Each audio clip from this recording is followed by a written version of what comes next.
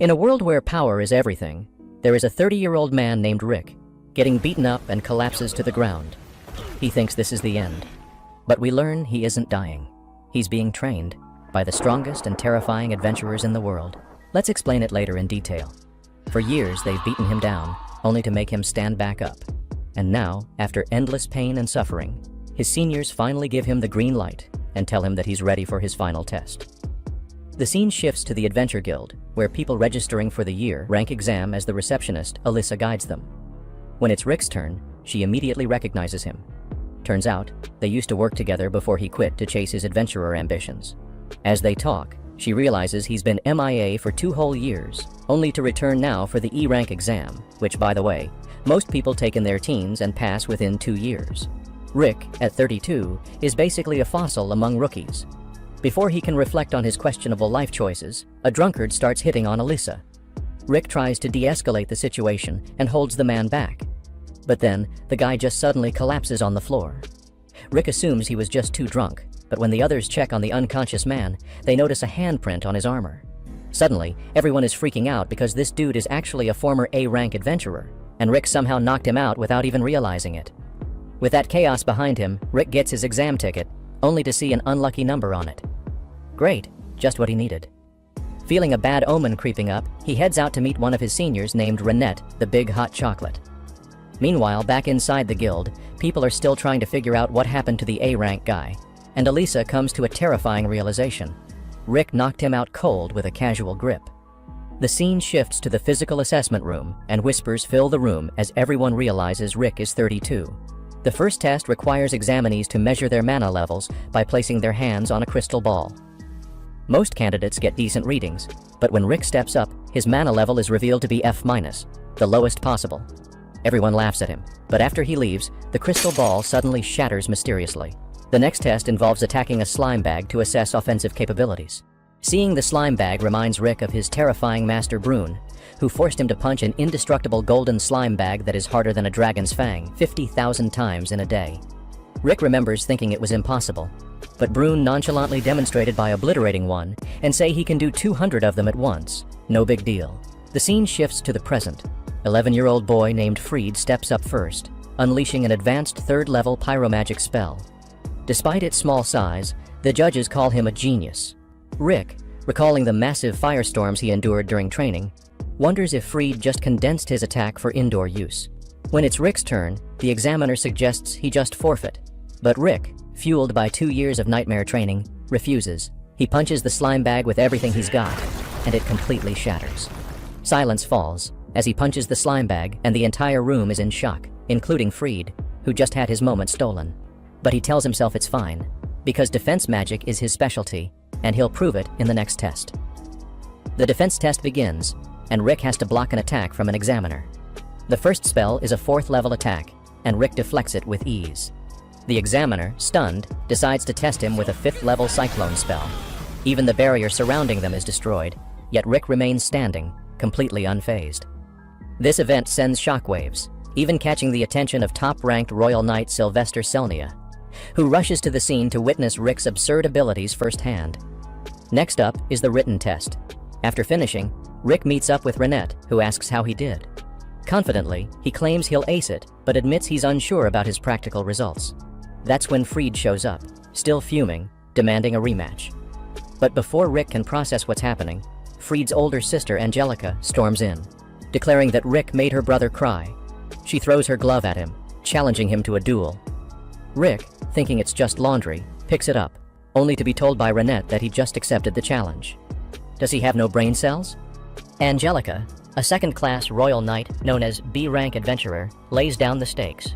Whoever loses must serve the winner for life.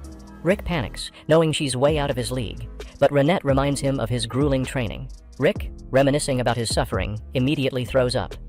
However, after regaining some composure, he faces Angelica in the arena. She promises to hold back so she doesn't kill him, then enhances her speed with magic and dashes in for an attack. But Rick dodges effortlessly. The crowd is stunned. Only 1st-class knights should be able to react that fast. Angelica refuses to believe it and attacks again, but Rick still finds her too slow, wondering if she got her title through nepotism. Just as he prepares to dodge again, Angelica trips on a rock, spiraling wildly. Rick barely avoids getting hit, thinking she's a genius for using unpredictable movements. Angelica, completely embarrassed, pretends she did it on purpose and triples her speed. She keeps attacking, and he finally prepares to counter, but then she trips again. This time, the sheer force of her stumble creates a massive crater. Realizing she would have died if she hadn't tripped, Angelica suddenly rethinks everything. She declares Rick the winner and runs away before he can remind her of their servant contract.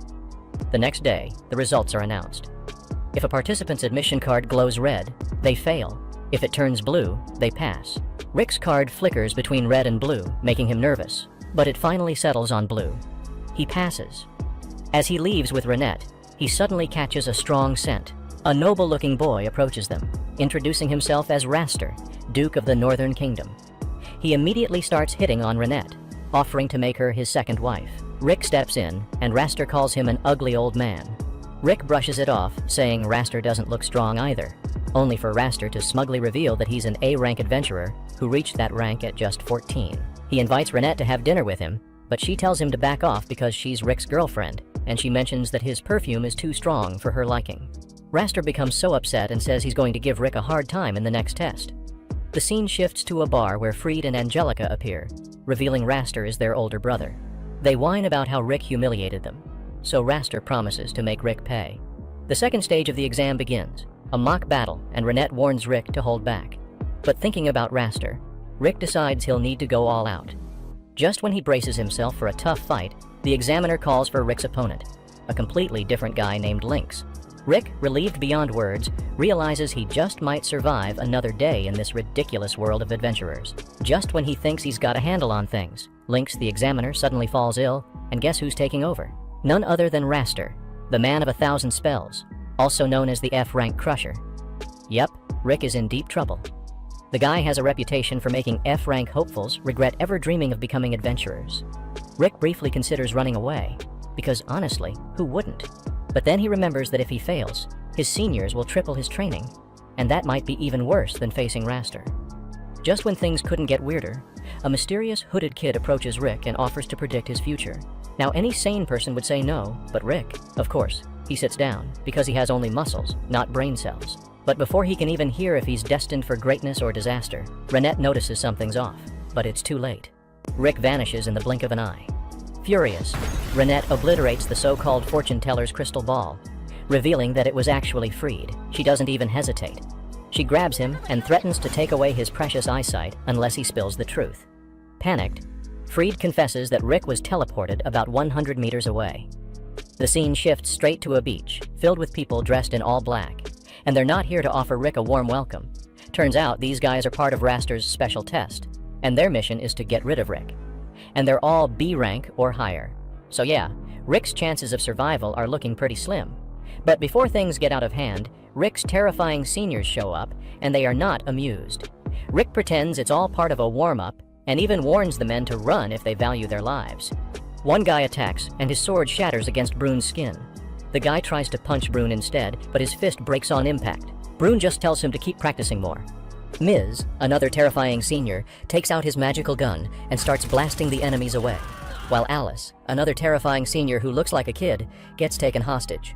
The fool holding her starts making demands, but before he can finish, Alice gets really mad and obliterates all of them in one powerful blast. The leader of the goons finally realizes who they're up against. Alice, the strongest mage in the world. Miz, the greatest weapon craftsman. Brune, a master of all support magic. Together, they form the Orichalcum Fists, the most overpowered adventurer party in existence. At this point, the enemy is just praying for mercy. While his seniors handle the mess, Rick bolts back to the exam hall, desperate to find Renette. As he arrives, she's literally throwing Fried across the room. That's when Lynx appears, revealing that Raster forced him to step down and locked him away. He warns Rick to leave for his own safety. But Rick? He's not backing down. He's got something to prove. Meanwhile, Raster is inside the arena, absolutely wrecking the other candidates. A man named Adolf watches from the stands, using his ability to see people's core stats: strength, dexterity, mana capacity, and magic control. He checks Raster's stats and immediately regrets it, because Raster's mana is so overwhelming that it hurts to look at. But then he notices Rick walking into the arena and decides to scan him too, and immediately starts rolling on the ground in pain. Because Rick's stats are maxed out in every category except mana, Even Adolf can't comprehend what he just saw. And speaking of Raster, before the fight begins, he actually praises Rick for escaping his guards. But that doesn't mean he's taking it easy on him. Meanwhile, Renette meets Alice, who introduces herself as Rick's former co-worker. Brune asks Renette what she thinks of Rick, and she confidently says he'll pass. Alice, however, isn't so sure. She knows Raster destroys F-rankers like it's a hobby. The battle begins with Raster launching an ice blast, but Rick doesn't move. Raster assumes he's paralyzed with fear. Rick is just following Renette's advice to stay calm, observe for a full minute, and then act. Raster, getting impatient, unleashes a massive explosion. The result was the same. Rick stands there, completely unharmed. Alice is shocked, and Brune takes this opportunity to flex about Rick's brutal training regimen.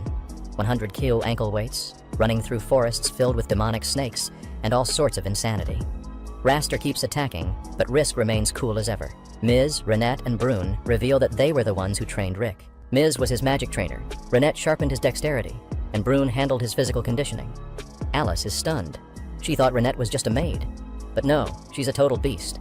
Brune also casually drops that Rick is actually S-rank level in strength, but has no idea how powerful he really is. Raster, now frustrated, creates a massive tree golem and traps Rick. Thinking the fight is over, Raster starts celebrating early. Rick calmly uses Airshot, a basic spell he has practiced over 100 million times, and instantly breaks free. Everyone is stunned. How is that even possible? Brune explains that Rick achieved it using special time and space magic, allowing him to train far beyond normal human limits. Raster, now desperate, pulls out his strongest spell. But Rick counters with Airshot again and completely overpowers him.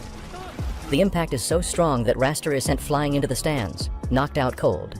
The crowd is shocked, and F-Rank just defeated the strongest examiner. Rick reunites with his party, and they celebrate his victory. Raster, still trying to keep his dignity, tells Rick that he'll definitely crush him in the next exam. His siblings follow him out, but Angelica, his sister, pauses, turns back, and bows to Rick before leaving. Rick is confused but doesn't dwell on it. As Rick and Renette wait for the final results, she notices something strange about Rick.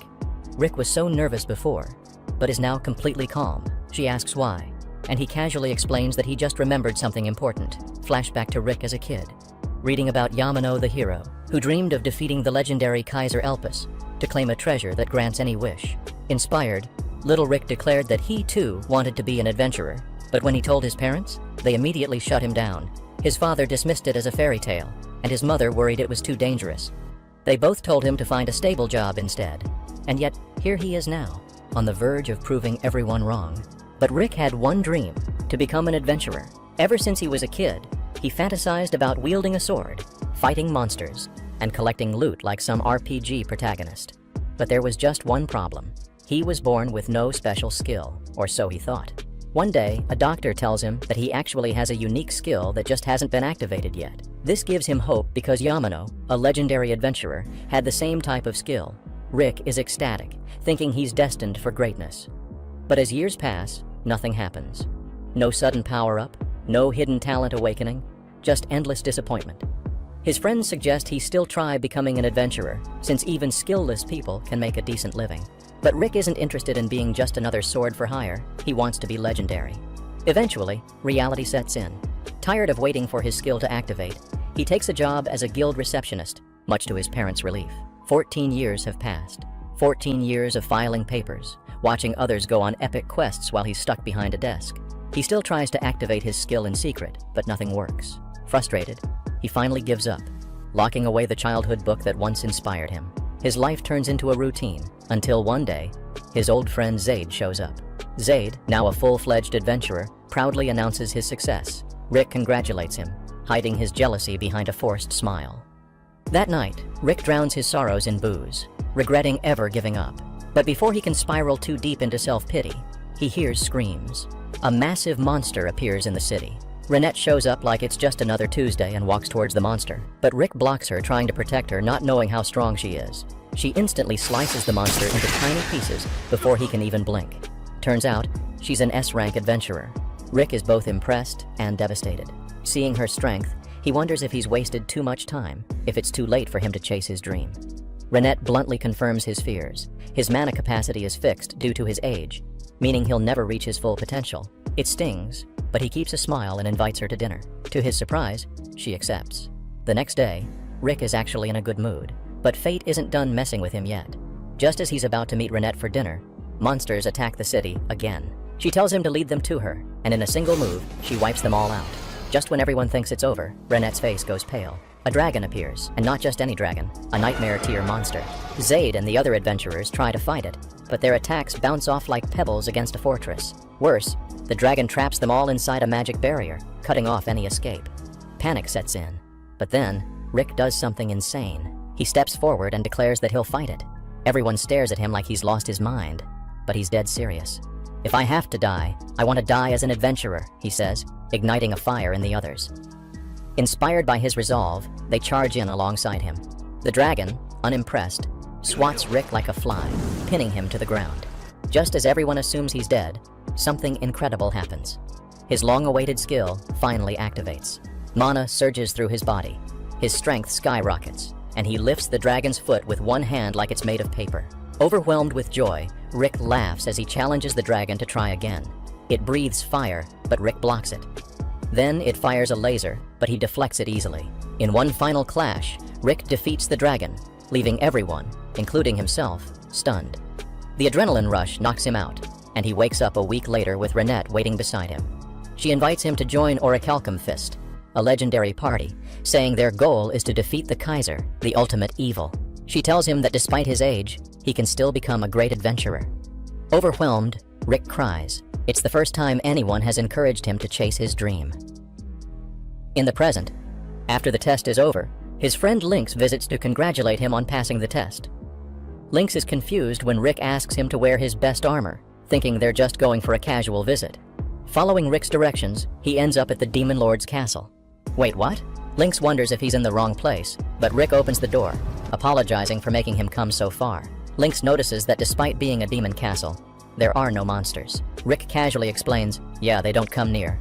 Suspicious. Inside, Lynx meets Alice, a powerful young mage. She immediately blasts Rick with lightning for fun, but Rick barely deflects it, destroying part of the wall. Renette deducts the damage from Alice's food budget, making her pout. Rick, knowing she'll just cause more chaos, decides to play with her for a bit. Meanwhile, Lynx explores the castle and finds Miz testing a rocket launcher. Lynx, intrigued, fires it and is nearly blown off his feet. He realizes that if such weapons were mass-produced, they could change the face of warfare. Next, Lynx meets Brune, the party's strategist, surrounded by a personal library.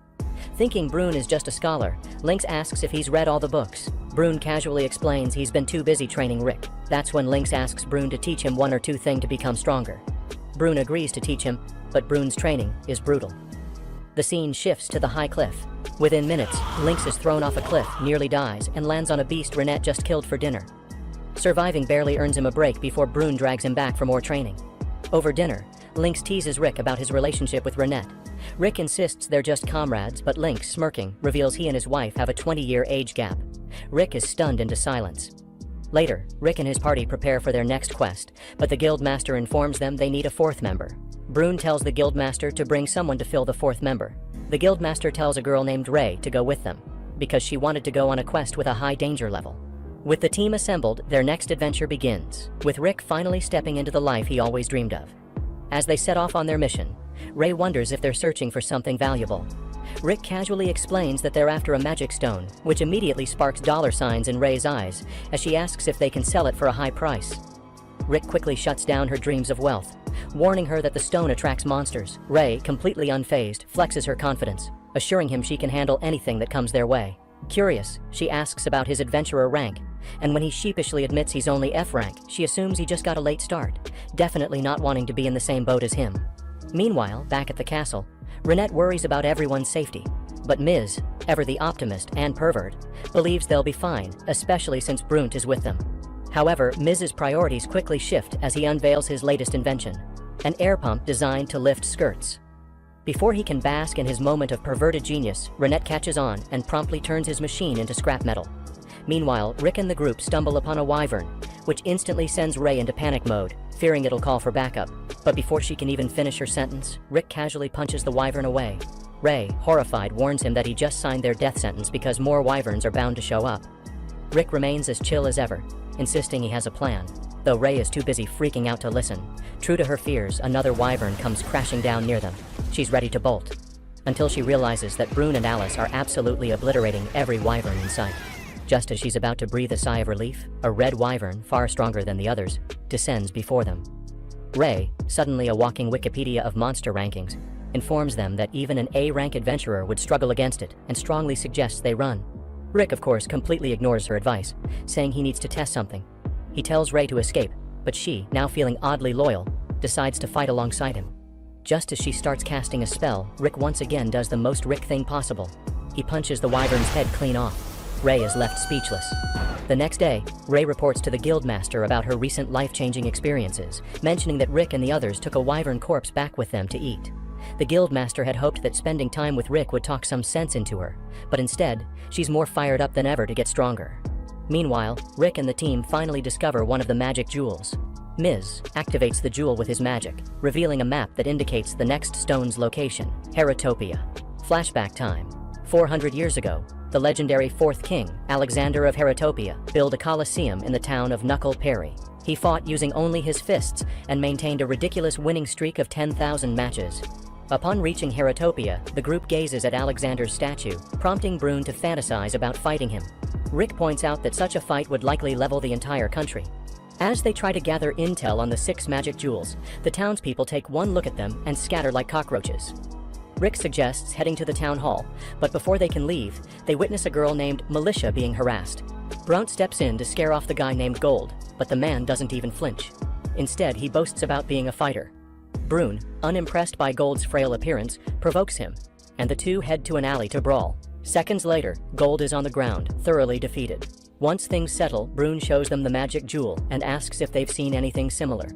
Gold and Militia recall seeing one, but can't remember where exactly. Before they can jog their memories, a grand announcement parade kicks off for the Fist King tournament. Gold points out that the current champion, Kellen Wolf, has been on a 3-year winning streak, and, plot twist, one of the magic jewels is embedded in his championship belt. Kelvin heads to his gym, where an old man apologizes for making him participate in the parade. Kelvin assures him it's fine and says a fighter's duty is to entertain. The old man asks how he's feeling, and Kelvin admits that while he's fine, he'd love to face someone strong for a change. Enter Rick and the crew, who storm the gym. The old man mistakes them for fans, but before Rick can explain their actual intentions, Brune bluntly demands the championship belt. He claims the jewel belonged to their former party member, but the old man has no patience for sob stories and prepares to kick them out. However, Kelvin, intrigued by their tale, stops him. Despite believing their story, he refuses to hand over the belt since it holds significance for the people of Heratopia. The only way to get it? Win the Fist King tournament. Realizing there's no other choice, Brune leaves the gym. The old man scolds Kelvin for letting them go, but Kelvin, grinning, explains that if we had made a scene here, we would have definitely been dead. While all of them are strong, he can tell Brune is the real deal, and he can't wait to fight him. Brune informs Rick and Renette that they need to enter the tournament. To qualify, they must pass regional qualifiers held in the east and west parts of the city. Winners from each side will then compete in a league, and the last man standing gets a shot at the tournament. Brune assigns Rick to the West League while he takes on the East. Rick worries about Brune being alone, but Brune reassures him. He's already hired Gold as his guide. Renette informs Rick that before entering the qualifiers, he must pass a test. As he heads to take it, he's told his test is a mock battle. His opponent is a fighter who has won all of her qualifiers. The official assures Rick that even if he loses, he'll advance as long as his abilities meet the standard. And then, surprise, his opponent is Angelica. She's shocked to see Rick and asks if Brune is with him. When he says no, she reveals she came alone but admits she's no match for him since he defeated her brother. Determined, she attacks with full force, and immediately trips. She gets up to try again. Trips again. Turns out, Rick is using a new technique where he continuously sweeps his opponent's legs until they surrender. Angelica, stubborn as ever, refuses to give up, forcing Rick to acknowledge her resilience. He finally prepares to fight seriously, only for Angelica to suddenly surrender. Classic. After the match, Angelica, now an emotional wreck, meets with Rick and bursts into tears. He takes her to Mish's restaurant to calm her down. She asks why he's in Heratopia, and he explains he's aiming for the Fist King tournament. Angelica reveals she became a fighter 4 months ago, and also needs to enter the tournament. However, she believes it's impossible for Rick to qualify, since one must win 40 matches within 6 months, and only 1 week remains. Renette, grinning, drops a bombshell. They've already registered Rick for 40 matches over the next 4 days. The next day, Rick heads into his first fight against Grit Albert, a man rumored to use illegal weapons. A body check clears him until he pulls out an impact stone hidden in his shoe and lands a punch on Rick. Thinking he's won, Grit is in for a rude awakening when he realizes he broke his own hand. Rick advises him to train more, and then demonstrates a technique where he misses a punch, but knocks Grit out with the shockwave alone. Meanwhile, Angelica effortlessly wins her match, launching her opponent into a wall. With 40 wins secured, she qualifies, but Rick still has a mountain to climb. Angelica tells Rick he can only participate in 1 match per venue in a day, and even though there are a lot of venues around the country, they're pretty far apart, so it isn't possible for him to fight in 10 matches. Angelica mentions that his next flight is 30 kilometers away, so even if he takes a carriage, he won't reach it in time. But Rick, being Rick, just shrugs and says he's in a hurry, so he's going to run there. After he dashes off, Renette wonders if Angelica wants to see his matches. Angelica admits she does, but she doesn't think it's possible. Renette grabs Angelica and starts hopping across rooftops like some kind of parkour champion. Angelica, naturally, is screaming the whole time. After 4 days of intense fights, Angelica is in disbelief. Rick actually won 40 matches. She's relieved that he isn't in her block because, let's be real, she knows she wouldn't stand a chance. Renette asks if Angelica plans to win her league, but she just sighs. With Rick participating, her chances are basically non-existent. And to make things worse, Brune is also competing. Let me know in the comment, who will win this tournament? Angelica wonders if Renette ever gets tired of sticking to Rick like glue. She even jokes that people might start assuming they're lovers. But here's the plot twist. Renette is completely unfazed. Turns out she actually has feelings for him. Before Angelica can even process that revelation, a man suddenly rushes up to them, begging for help because he doesn't have enough workers. Meanwhile, Rick is approached by a man named Snape, the chairman of the West League Committee. Rick wonders how Snape knows him, and Snape explains that Rick is famous for being the fastest person to ever qualify from the West League. Another man reports that Angelica isn't present, and Rick is surprised that Snape knows her. Turns out, they're close. Rick, with his detective-level observation skills, suddenly asks Snape how long it's been since he gave up being a fighter. Snape is caught off guard. How did Rick figure that out? Rick explains that after shaking Snape's hand, he could tell his grip was that of a trained fighter.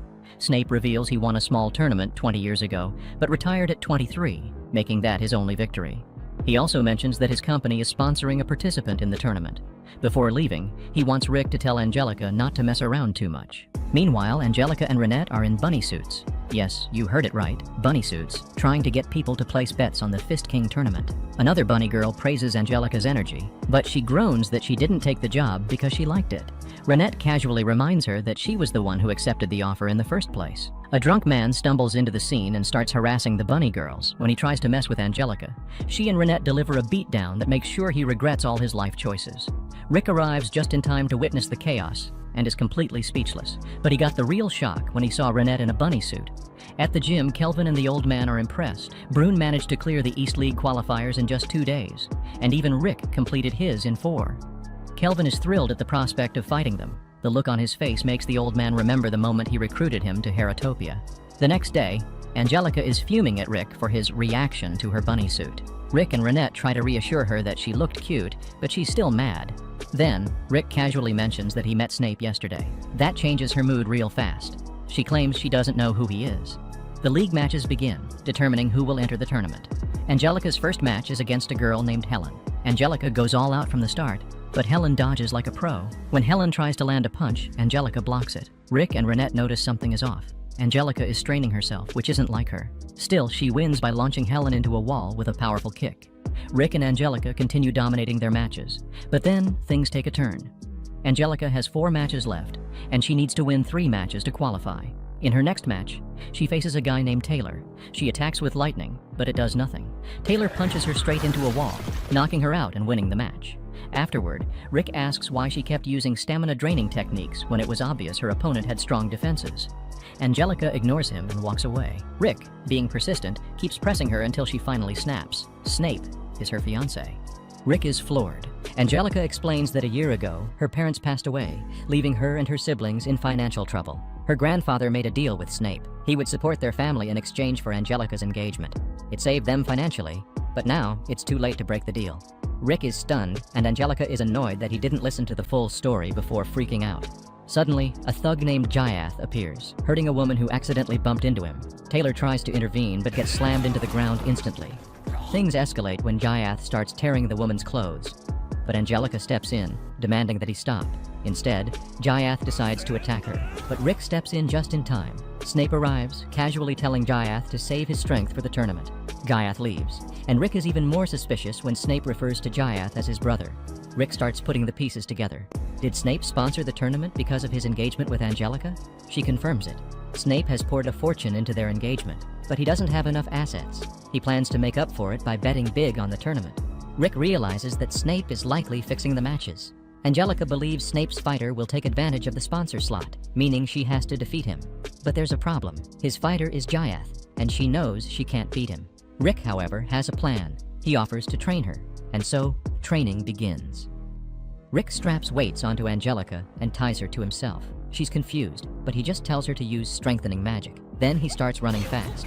She struggles to keep up, but he explains that by forcing her to move at his speed, her body will quickly adapt. She asks for a break, but he just smiles and says, "We'll rest after 6 hours." Angelica somehow survived the brutal training, which is a miracle in itself. Rick is genuinely shocked because, fun fact, when he went through the same training, he passed out multiple times. Turns out, Renette isn't just a trainer, she's an executioner in disguise.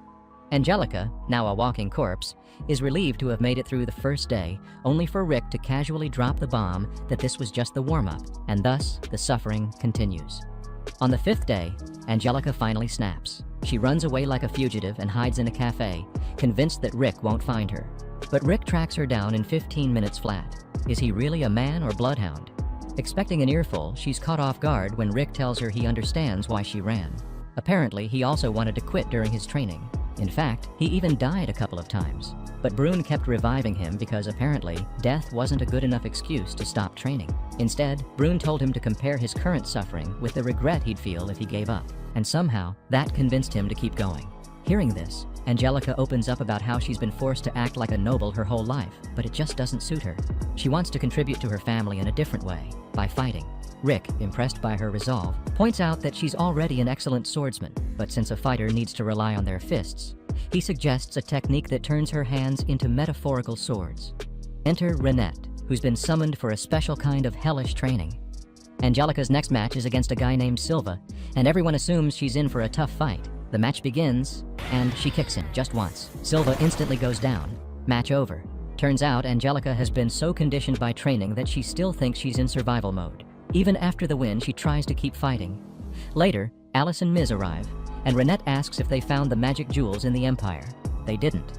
The information was bogus. Meanwhile, Brune shows up as well.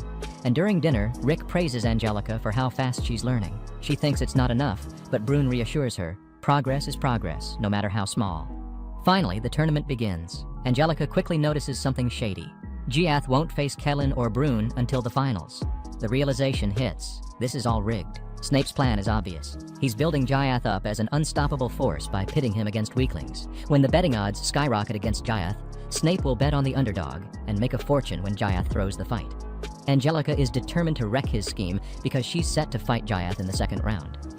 Meanwhile, Kelvin and his old master approach Brune and Rick. The old man observes that Kelvin has that same determined look from when he first joined the gym. Flashback time. When Kelvin first arrived, he was cocky and challenged a top-tier fighter, thinking he'd win easily. Spoiler, he got destroyed. That first loss flipped a switch in him, and he trained relentlessly until he eventually became a champion. Back in the present, the first match begins, and Jyath's opponent, poor soul, throws a flurry of punches. Not a single one has any effect. Jyath then knocks him out with a single blow. The audience is stunned, but Rick senses something off. Jyath is strong, but his movements scream amateur. The other fights continue, and Rick, Angelica, and the others advance to the next round. In the final match of the first round, Kelvin faces Eddie. Eddie goes all in on offense, but Kelvin effortlessly counters with a single punch. Rick notices that Kelvin seems to predict Eddie's every move. Brune explains that Kelvin has an incredible sense of smell, allowing him to detect subtle changes in adrenaline and electrical signals. Out of nowhere, Eddie lands a solid hit, knocking Kelvin down, but Renette immediately realizes Kelvin let himself get hit on purpose. Why? To bait Eddie into an opening. The moment Eddie moves in again, Kelvin demolishes him. Match 1. The scene shifts to the next day. It's Angelica versus Jyath. Before the match, Snape randomly asks Rick if he can sit next to him. Rick is confused. Why isn't Snape with the VIPs? But Snape claims that, as the brother of one fighter and the fiancé of the other, he wants a close view. Something's fishy. Meanwhile, Angelica approaches Jyath and boldly tells him she'll show him the fruits of her training. Jyath, however, laughs in her face, mocking her for even thinking she stands a chance. He brags that he's never trained a day in his life and only has his wealth to thank for his physique. Angelica calls BS. There's no way someone could get that ripped without training. Gaiath smirks and says he'll make sure not to hit her stomach so she can still bear Snape's children. Gross. The match starts, and Angelica lands a clean hit on Giath. No effect. She realizes she has no choice. She disables her strengthening magic. That surprises Giath, but before he can react, she lands another hit. This time, he bleeds. Snape is floored. Not even the sharpest blades have ever wounded Giath before. Renette explains. Angelica used a mana manipulation technique, something she secretly kept training even after their sessions ended. By combining it with mana reflex inversion, she created her own version of the technique. Ms., who's been observing, explains that this technique temporarily stores mana in the body, allowing for explosive output at the cost of bodily strain. Thanks to the hellish training she endured, Angelica can use it with ease. She continues her assault, but an annoyed Giath slams the ground, creating a dust cloud to blind her. He tries to attack from the smoke, but she dodges. He does it again, but this time, he attacks from behind, launching her into a wall. She uses Blink Step to reposition, but suddenly, Giath copies her move. He learns Blink Step just by watching her, and immediately knocks her down again. Meanwhile, Snape casually tells Rick about the first time he met Giath. Back then, Snape was still trying to make a name for himself as a fighter. Giath destroyed him in a single move, which made Snape quit fighting altogether. Then, Snape drops another bomb. He's not fixing the tournament. No one believed a slot fighter would ever win, so he actually bet everything on Giath instead. Back in the match, Giath starts mercilessly beating Angelica while insulting her and her dead parents. Even as she's getting wrecked, she refuses to give up. This enrages Giath enough to want to kill her. As he goes for the final blow, Rick suddenly throws his shoe at him. The attack misses. Giath, humiliated, storms over to fight Rick. But Rick just smirks and tells him, "I'll crush you in front of everyone." After winning his own match, Rick checks on Angelica. The nurses say she'll recover, but she needs rest. Meanwhile, Brune and Kelvin secure their victories, finalizing the tournament's top 4 fighters. The next day, Angelica, in bed and bandaged up, apologizes to Rick, feeling like she wasted his time training her. She breaks down, confessing that she only wanted to achieve her dreams, but now thinks she should just accept Snape's proposal. Rick, however, apologizes instead. He underestimated Giath and failed to prepare her properly. But then, he tells her to watch the next match closely, because he's about to show her exactly what's possible when you refuse to give up. Meanwhile, back in the match, Giath, still catching his breath, has the audacity to apologize. Not for being an insufferable jerk, but for not killing Angelica. Oh, that does it. Rick, already annoyed, doesn't waste a second. As soon as the match starts, he clocks Giath square in the face, sending him to his knees. The crowd gasps. Angelica's jaw drops. Even Giath is momentarily confused, like a guy who just realized his unbreakable phone screen isn't so unbreakable. Giath retaliates with a punch, but Rick effortlessly dodges, landing another hit that makes Giath spit blood, like he just took a bad sip of expired milk. Angelica is in shock. Rick is way stronger than she expected. But Renette casually explains that Rick is barely using any strength. Instead, he's utilizing an Aki attack, a technique that bypasses external toughness and deals damage internally. In short, no matter how sturdy Giath's muscles are, his insides are still as vulnerable as a soggy paper towel. Enraged, Giath activates his strengthening magic, his body crackling with raw power. He lunges at Rick, who instead of standing his ground, turns tail and runs. But then, Giath catches up and knocks him down. Brune observes that Giath's magic is burning through an absurd amount of mana, and Snape, who, let's be real, is always scheming, points out that Giath never trained to expand his mana reserves. He's running purely on what he was born with, which makes Rick even madder because he had to scrape and claw for every ounce of his power. Nothing's worse than fighting someone who got their abilities on a silver platter. Rick lands another Aki attack, but Giath barely flinches this time. Instead, he pummels Rick with a barrage of blows. Snape smugly assumes the fight is over, but Brune knows better. Rick doesn't care what the audience thinks. His only concern is how Angelica sees this fight. Giath keeps hammering away, but suddenly, he realizes something horrifying. Rick hasn't actually taken any damage. Renette explains that Rick has been using a body manipulation technique that disperses impact throughout his entire body, effectively nullifying Giath's attacks. The realization hits Giath like a truck. Rick has been holding back this whole time, and not just a little. He's been fighting at Angelica's level, deliberately showing her the heights she could reach with more training. Furious, Giath coats his body in steel and charges. Rick, unfazed, unleashes an Aki attack so powerful it shatters the armor like cheap glass. Rick critiques Giath's magic control, pointing out that he's never been tired in his life, so he doesn't know how to function when exhausted. Snape starts wondering if Rick is actually a greater prodigy than Giath, but the others laugh. Nope, Rick has no natural talent. He just worked 10 times harder than anyone else, and that's what makes him terrifying. Jayath, humiliated, unleashes his ultimate trump card, his dragon transformation. His power surges, and he goes berserk, landing brutal hits on Rick. Even Rick struggles to fight back at first, realizing that in her current state, Angelica wouldn't stand a chance against this version of Jayath. So, Rick does what he does best. He levels up mid-fight. He starts increasing his speed and power, showing Angelica what she could achieve if she continued training for just one more year. Rick finally knocks Jayath down, telling him the only way to win is to fight with sheer willpower. But Jayath refuses to struggle, refuses to grow. Disappointed, Rick decides to end the fight. Jayath tries his dust cloud trick again to obscure his movements, but Rick counters using Angelica's own technique.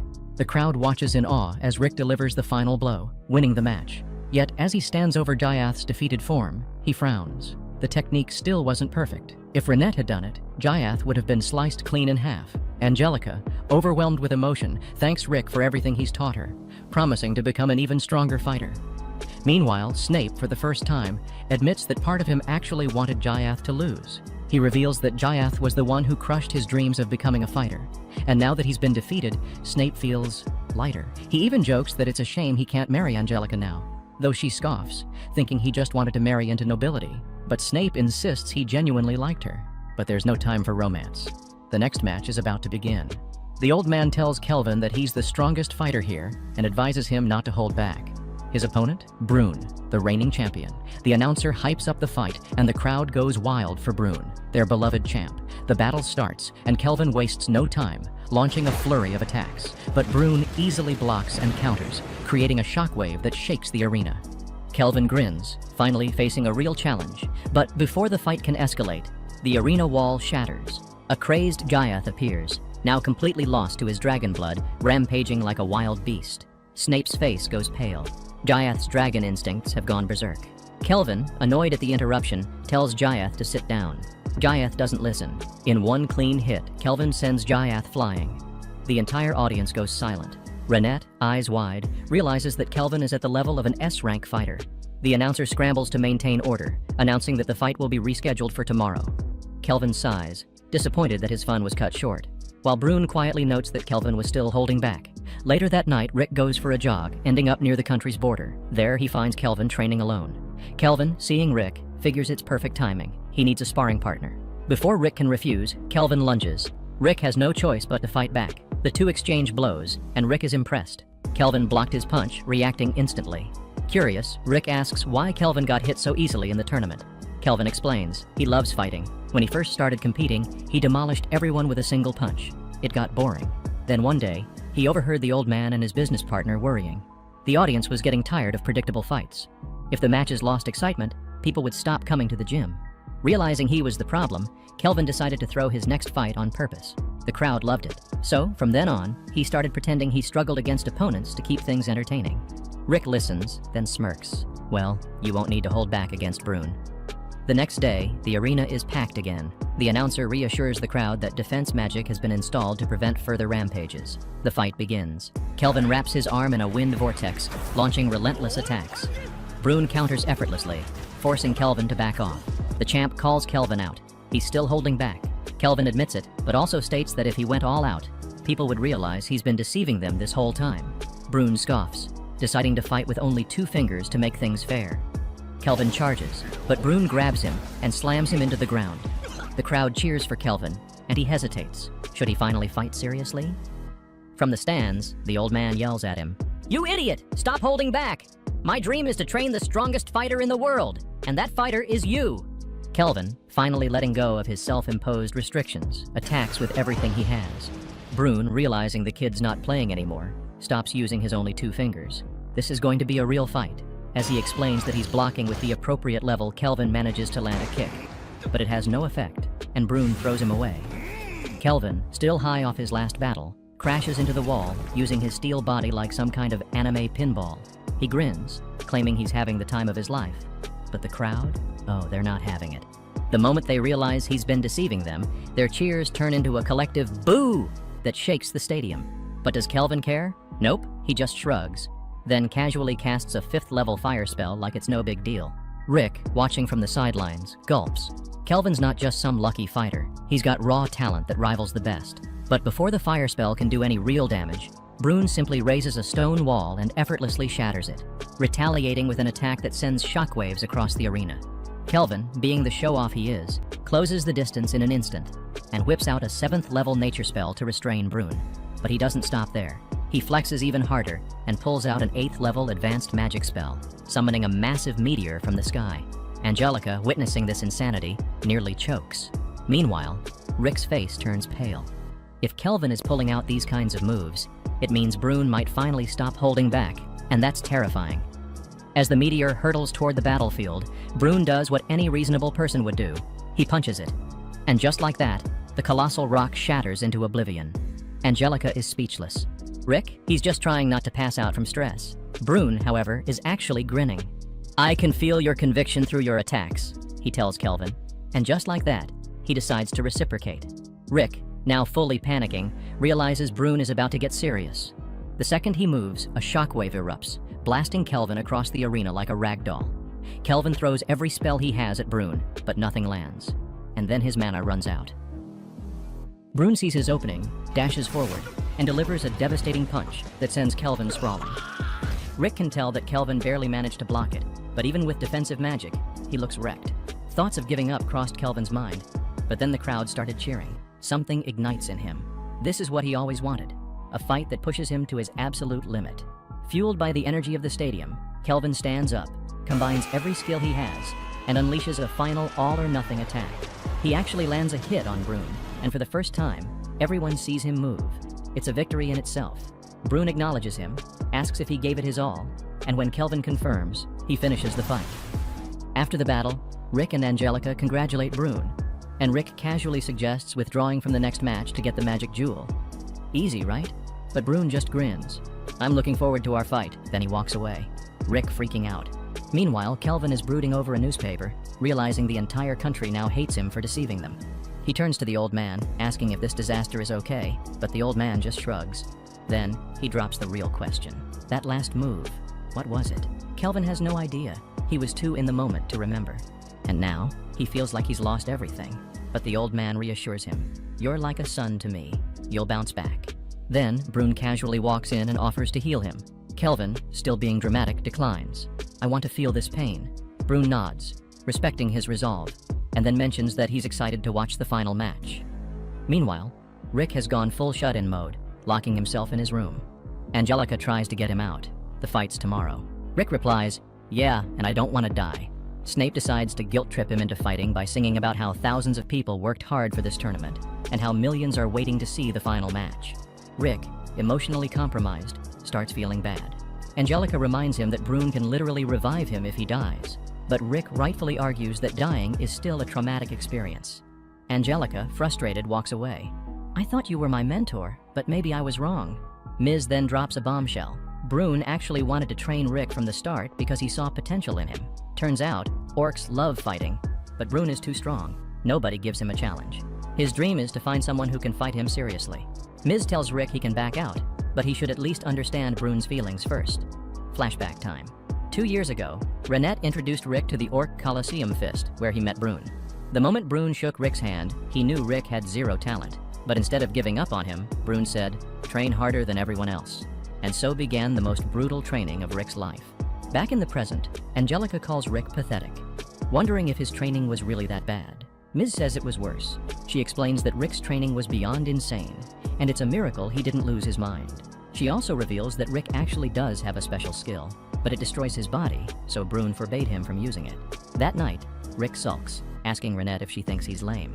She reassures him that he's not, but she also wants him to fight Brune. The next day, the final match is about to begin. Snape is sweating bullets. If Rick backs out, the event is ruined. The announcer hypes up the battle. The winner gets $300 million in prize money, 2 hot spring tickets, and, oh yeah, the title of champion. Rick, despite still looking terrified, steps into the arena. Renette gives him one last motivational push. If he wins, then she will go to the hot spring with Rick. Brune and Rick face off. Rick promises to fight with everything he has, and just like that, the battle begins. Rick goes full speed, unleashing a flurry of blows so fast that Snape thinks he must be using magic. But Renette corrects him that they are not. They just exchanged 100 blows in an instant. and Rick is actually landed a hit using his slicing technique. The fight intensifies. Rick dodges everything Brune throws at him, but suddenly, Brune appears right next to him, ready to finish it. In a last-second move, Rick activates a basic air cushion spell without chanting, impressing everyone. Rick reveals that Miss and Alice taught him the move, and without missing a beat, he rushes forward. Brune, ready to blast him into next week, launches an attack, but Rick leaps into the sky and counters with his air shot. Brune blocks it with ease. Angelica watches in awe, realizing that a battle between S-rankers is on an entirely different level. Brune acknowledges Rick's improvement, genuinely glad that Rick endured his training. Since Brune is incapable of flattery, Rick knows he means it, but he isn't satisfied yet. He wants Brune to see him as an equal. He reveals that he knows about Brune's true dream, thanks to Ms. spilling the beans. Rick wants to give Brune the fight he's always longed for. With 2 years of grueling training behind them, Brune thinks it's time to share the origins of the Orichalcum Fist. Flashback. 46 years ago, a young Brune lived among the orcs but felt different. Unlike his kin, who communicated through brute force, Brune had a thirst for knowledge. He would read books dropped by humans, learning their language. But his intelligence only isolated him. The other orcs revered him as a god, yet no one truly understood him. One fateful day, a storm ravaged their land. When Brune returned, he found his people dead. Strangely, he felt nothing. The loneliness that had always lurked in the shadows completely consumed him. One night, as he sat reading by the fire, a warrior named Reinhardt attacked him, mistaking him for a threat. Shocked to find an orc reading, Reinhardt stopped. Even more surprising was Brune's ability to communicate. Intrigued, Reinhardt asked about his story. Brune shared his desire to find an equal, a true rival. Reinhardt, a former ally of the legendary hero Yano, suggested a different path. Instead of seeking a rival, why not pursue a challenge beyond measure? Reinhardt spoke of the Kaiser, a force so powerful that only the strongest dared to face it. If Brune chased after the Kaiser, he might finally find warriors who could match him. Thus, the Orichalcum Fist was born. Brune gathered powerful fighters, but while they possessed unique strengths, none gave him the brawl he truly craved. He designed an extreme training regimen, but abandoned it, believing no one could survive it. Then came Rick, living proof that life was full of surprises. Rick reflects on the time Brune invested in him. Every single day for 2 years, Brune supervised his training. Now, Rick wants to repay that dedication with the ultimate fight. Brune, touched, acknowledges this, and without hesitation, they throw themselves into battle. The arena shakes. Rick discards his fear, pushing himself beyond his limits. Ms. notices the barrier beginning to crack and uses divine magic to evacuate the spectators. Kelvin, stunned, questions his actions, but Ms. insists it was necessary for everyone's safety. The barrier shatters. Snape, witnessing the sheer destruction, is speechless. Meanwhile, Rick lands multiple blows on Brune, even managing to shatter his necklace. But Brune's attacks are heavier, dealing more damage. Despite being flung across the battlefield, Rick refuses to surrender. They trade blow after blow, and for the first time, Brune truly enjoys himself. Then, Brune goes all out. With a single devastating attack, he sends Rick flying, obliterating half the arena in the process. As the dust settles, Rick wonders if he's done enough to satisfy Brune. But then, he sees it. Brune, still standing, completely unfazed. Determined to prove himself, Rick taps into a hidden reserve of power. Brune, surprised, watches as Rick activates a skill he shouldn't be capable of using. Alice, in the audience, smirks. This was part of their secret training. Rick charges, surpassing his limits.